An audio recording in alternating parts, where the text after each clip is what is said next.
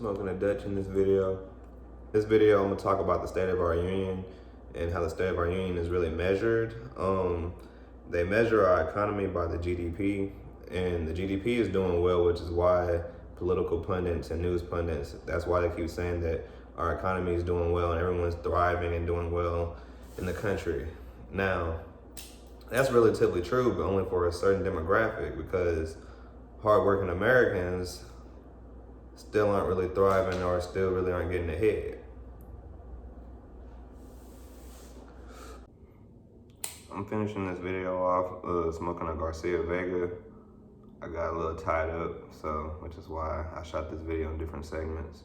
But anyways, we're gonna eventually need a universal basic income because automation is taking our jobs. Already truck drivers are starting to lose their jobs because of self-driving trucks that they already have operational now. And it's only a meantime before automation comes to your workplace.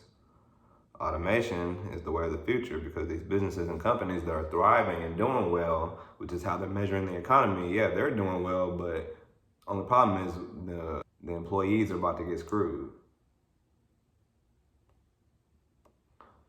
That's the only problem. So we're eventually gonna need universal basic income that basically helps us out every single month. The guaranteed income that we get every single month. Martin Luther King believed in universal basic income, which is why I liked Andrew Yang a little bit. He's a presidential candidate, but then he started flip-flopping on Medicare for All, which would truly fund progressive socialist programs such as the universal basic income. So I jumped off of his bandwagon, and I'm just strictly with Bernie Sanders, because if you believe in the Green New Deal, then you believe in some type of implementation of the universal basic income. Because automation is coming. It's unavoidable. Automation is coming. You can't avoid that.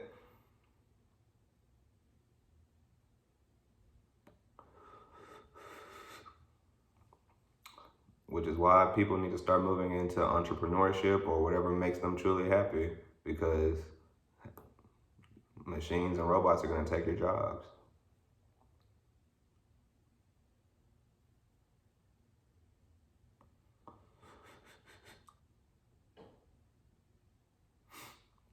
Which is why it makes me flabbergasted why people believe these companies care about them. These companies don't care about you. They'll rather hire cheap labor to get their products out and shipped or whatever it is that they're doing for cheap. That's the whole entire point. And if they move to automation, which is machines taking your jobs, which is going to happen, they've already taken truck drivers' jobs, then they definitely don't have to worry about that. And on top of that, they're exploiting tax loopholes on top of the tax cuts they're already getting because of Donald Trump. So, hey, if you were an employer, you would do that same shit. You would do the same thing. So, you have to think of it that way. Is it right? Hell no, because they're screwing us.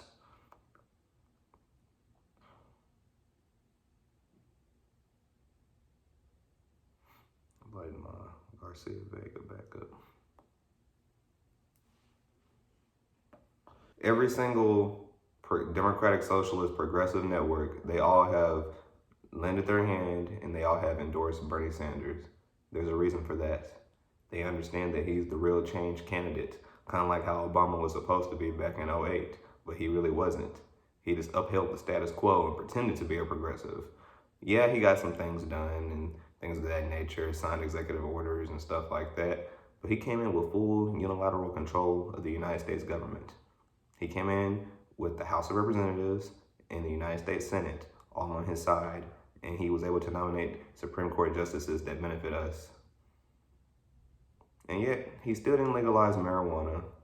He still didn't pass a Medicare for All type of system, ultimately, and a lot of people don't even know this, the healthcare system that he ended up passing, Obamacare, that was something that Mitt Romney wrote, his competitor. That doesn't even make sense. He gave them what they wanted, even though he defeated them. Barack Obama is the most fascinating candidate I've ever really seen, and president I've ever really seen. He had full control until around, what was that, 2014? It was too late by then. By then, the country is already trending in a populist Trumpian way because you've been screwing us the whole time, not really passing shit. So that was the only problem with Obama. I like the guy. He's a cool cat, but he did nothing.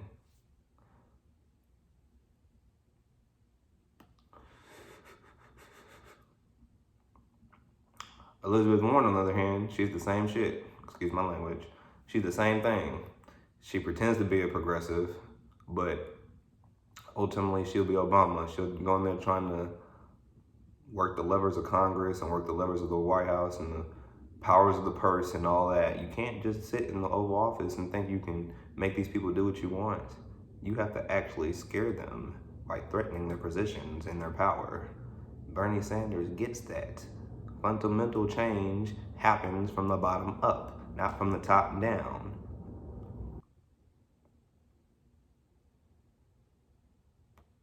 Nancy Pelosi, Chuck Schumer, your supposed progressive representatives, they think the economy is doing well too. And in some ways it is doing well, but for them, they have special interests that are powering their campaigns and powering their elections too. So there's a deeper fundamental problem we have here because it's Democrats and Republicans who believe that everything is okay and that Main Street is okay, when in all actuality, that's just not the case. You have to ask yourselves, who is fundamentally going to change things to make the country a better place and to truly benefit my life every single day? That's what Congress is supposed to do.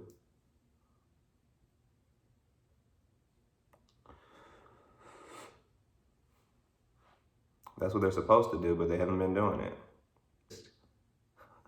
Wall Street, the top 1% in the United States, people with ultra amounts of wealth. They're what's keeping the system from changing. And you have elected representatives defending these people and keeping the system the same. And there's presidential candidates running, trying to keep the system the same.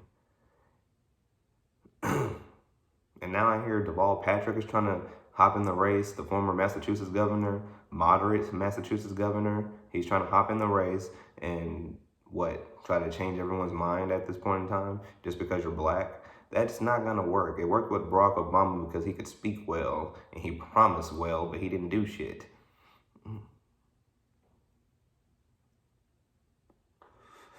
We're tired of that shit. We want someone who's really gonna change shit. I mean, just look at the way Donald Trump won. He spoke to the voters in Michigan and Wisconsin. He told them, I'm gonna bring your jobs back. Not just there, but in all the Rust Belt, because he won the whole entire Rust Belt. Donald Trump ran the table. He ran it up in places where, quite frankly, Republicans haven't won in a long time, decades. Wisconsin and Michigan, he's not supposed to flip those states. The demographics there alone fit our party drastically, but he was able to drive a populist message, and the base of the Democratic Party didn't come out, which is how he won in Michigan and Wisconsin and Pennsylvania. Ohio, I'll probably say is trending Trump, and Florida is trending Trump. They could possibly swing for a populist candidate if we get Bernie Sanders into the general election. But yeah, he was able to tell them that I'm gonna bring your jobs back. I'm not gonna let this full entire disaster of immigrants and technology take your jobs. I'm gonna help you. So they believed him, and now he's formed his cult throughout the United States, which is why he's a dangerous incumbent president, which is why if he's not impeached, which could very well happen, but if at the same time, if he is impeached, then Mike Pence could possibly take up that battle and drive home an evangelical message to correlate with his Trumpian base. That's why I believe Mike Pence is truly a dangerous candidate if he were to become the president. But at the same time, Donald Trump is still way more dangerous. Donald Trump speaks to that populist syllogism, I should say.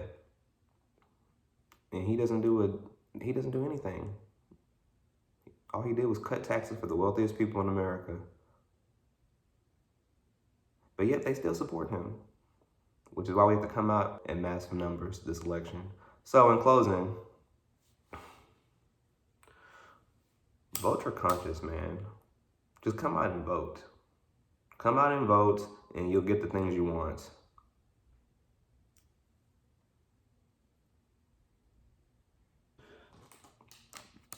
Garcia Vega. That's how I'm finishing this video.